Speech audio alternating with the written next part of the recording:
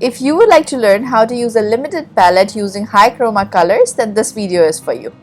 Hi everyone, my name is Shuchi and I'm an artist that specializes in still life and portraits using oil paints and charcoal. In my previous video, we learned how to use a limited palette consisting of colors such as yellow ochre, cadmium red, ivory black and titanium white. However, the palette that it created, the color charts that it created were very low on chroma. So this time we're going to try some high chroma colors. The colors I'll be using today are cadmium yellow, there's quinacridone magenta, maybe I'm pronouncing it right, but just look up the spelling, it's somewhere here.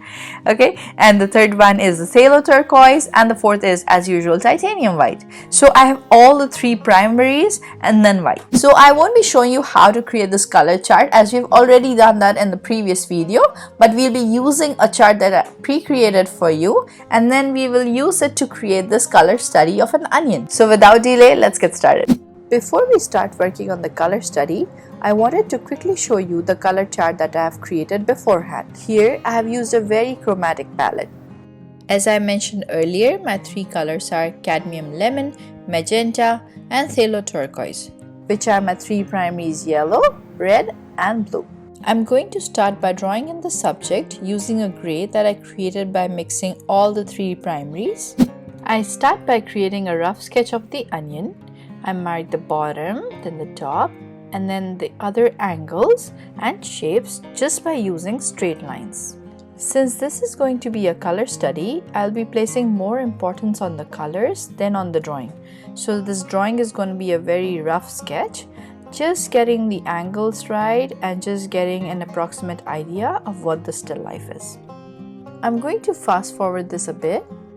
You do not need to spend too much time drawing your subject, as it just has to be accurate enough to represent the shape of your still life.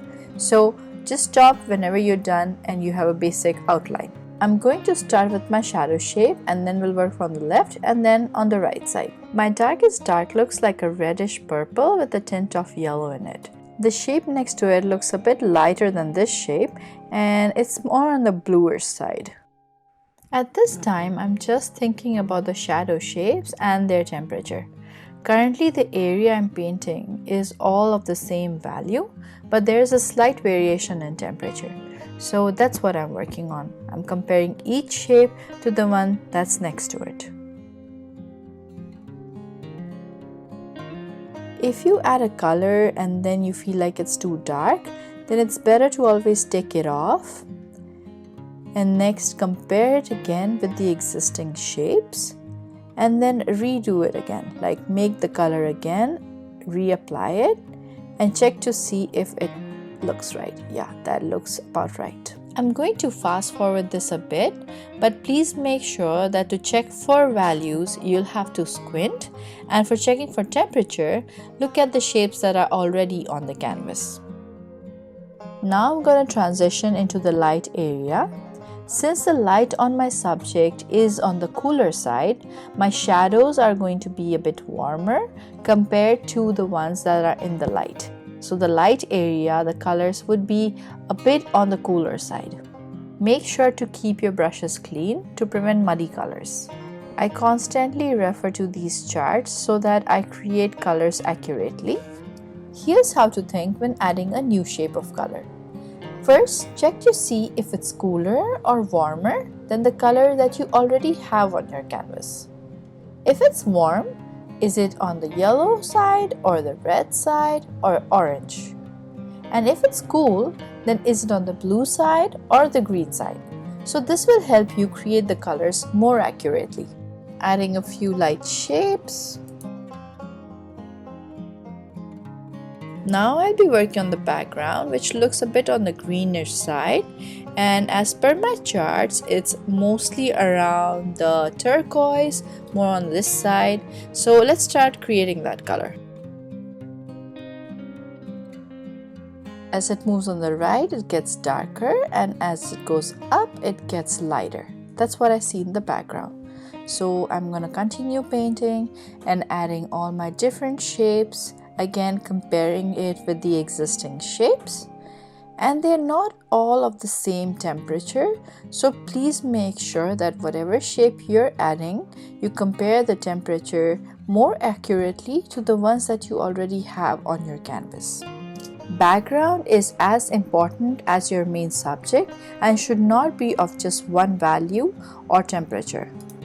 In my setup, this part is more greenish and this part is more reddish. So you need to see like how the temperature changes are happening in your setup and then correctly make those modifications in your painting. Be very careful when using chromatic colors as some of them have a higher tinting quality. For example, in this case, when you mix turquoise, start with just a little touch, since even a small amount will change your color very quickly.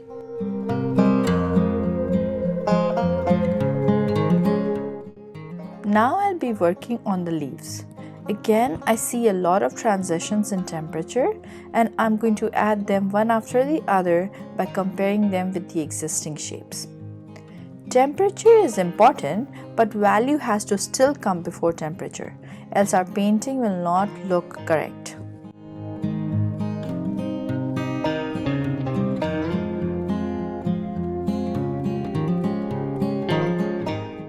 This shadow shape looks more on the yellowish side, so I'm going to refer to my chart and see like what color is needed to create that. I'll start working on the cast shadow area, which has a reddish yellow tint. It will still have a combination of all the three primaries since it's not on the chromatic scale. Fast forwarding this a bit.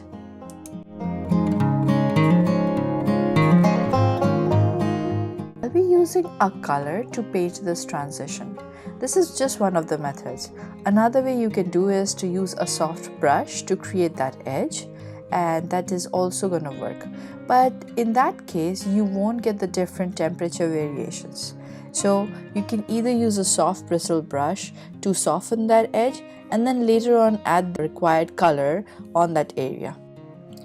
I've been talking a lot about the word chroma, which actually means the intensity of a color. So higher chroma means a color which is very intense, like the red of a fire engine, which is very high in chroma. And low chroma means a color which is low in intensity, like the color of our skin.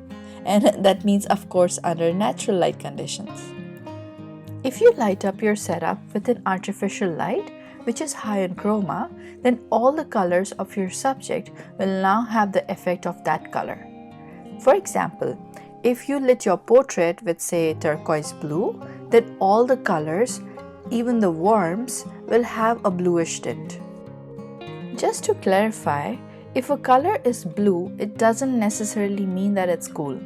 It can be a cool or a warm blue, and it's always with respect to another color. These color charts are quite fun to do, so whenever you try them out, please do them patiently and with care, so that your color mixes are more accurate. I learned doing the charts from artist Richard Schmid's book Alla, Prima. It's such an amazing book and you should definitely check it out. It completely changed my life. He does the color charts using a set of 11 colors and white, and there's just so much you can learn from it. So in case you want a link, I have added it to a description box below, and please do check out that book. So although I have fast forwarded this video a bit to save your time, I've actually done the study very slowly. This is just so that I could create those colors more accurately. Another thing that I wanted to mention was the brush that I have used. So you can do it using whatever brush you have, but I always find it useful to do these using a round soft bristle brush. So the size of the brush depends on the size of the shape you want to create. So in case you want to create this study just by using 5 color shapes, then use a bigger brush, like a flat would be the best in this case. So choose whatever works for you and keep it simple.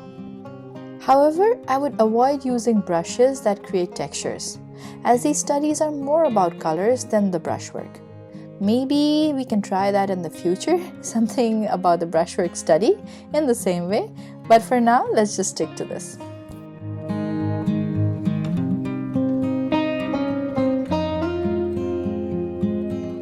Thank you so much for watching this video and I hope you enjoyed it. And if you haven't subscribed to my channel yet, please do so and share some love so that I could continue creating these videos for you. You can also find me on Instagram at @ShuchiMuleArt, and I also have my art portfolio website that you can check out. Have a great day and happy painting, and again, let's keep inspiring each other.